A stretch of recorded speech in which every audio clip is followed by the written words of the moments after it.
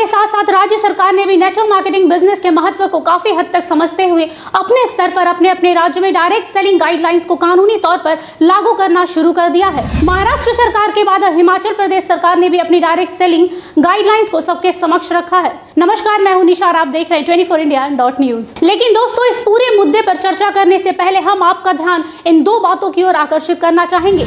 एक और जहां हमारा देश आगे बढ़ रहा है और देश में शिक्षित युवाओं की संख्या में वृद्धि हो रही है, तो वहीं रोजगार में कमी के कारण कुछ ऐसी स्वार्थी और धोखा देने वाली कंपनियां हैं जो इन युवाओं को झूठे सपने दिखाकर उन्हें गलत दिशा की ओर धकेल रही है। उन्हें इस धोखाधड़ी से बचाने के लिए तथा ऐसी फ्रॉड कंपनियों से आगाह करने के लिए हिमाचल प्रदेश सरकार ने जो गाइडलाइंस लागू किया है, उसके कुछ महत्वपूर्ण पॉइंट्स हम आपको बताना चाहेंगे।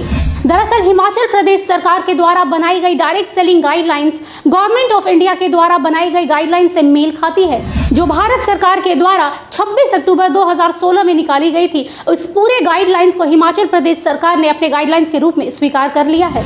वहीं हिमाचल प्रदेश सरकार ने अपनी गाइडलाइंस को 24 जुलाई 2019 को निकाला था। इसके साथ ही हम आपको बता दें कि ये गाइडलाइंस कुल 12 पन्नों का दस्तावेज है।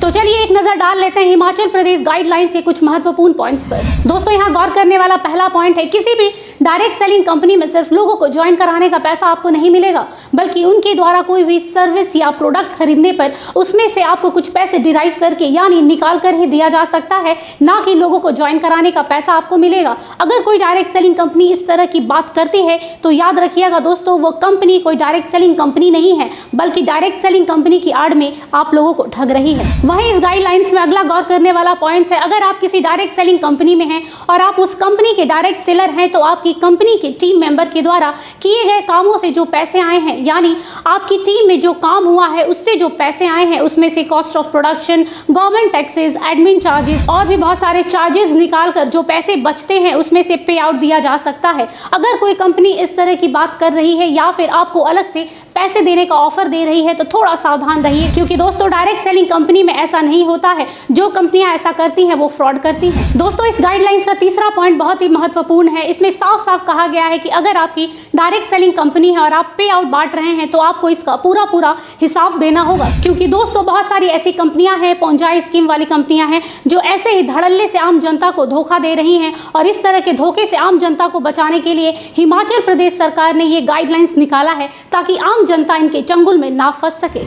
हिमाचल प्रदेश गाइडलाइंस में एक और अहम पॉइंट है। जी हाँ, हम बात कर रहे हैं पेज नंबर 5 का 9 नंबर पॉइंट। जी हाँ दोस्तों, अगर हम जरा इस पॉइंट पर ध्यान देंगे तो समझ जाएंगे कि कोई भी डायरेक्ट सेलिंग कंपनी किसी भी डायरेक्ट सेलर से कोई भी कंपलसरी सब्सक्रिप्शन चार्जेस या फिर रिपर्चेजिंग के लिए नहीं बोल सकती है। मतलब साफ साफ है दोस्तों कि रिपर्चेजिंग नहीं होना चाहिए। हालांकि रिपर्चेजिंग खराब चीज नहीं है, पर अगर कस्टमर खुद रिपर्चेज करना चाहता है तो वो कर सकता है, वरना नहीं।